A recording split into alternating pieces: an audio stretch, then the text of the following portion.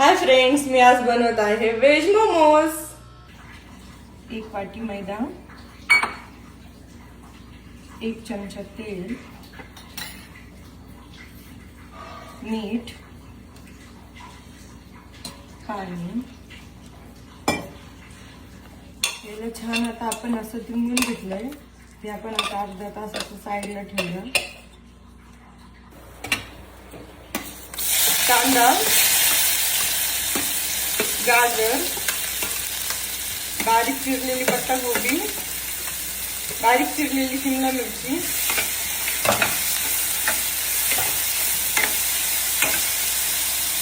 Soya sauce, black pepper powder, मीठ,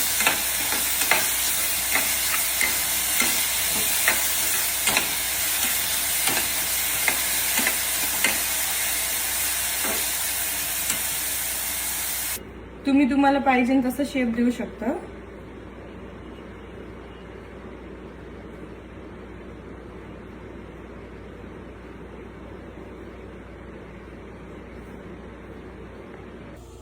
मी या जाळीला तेल लावून 15 मिनिटासाठी मोमोज स्टीम द्यायला ठेवले।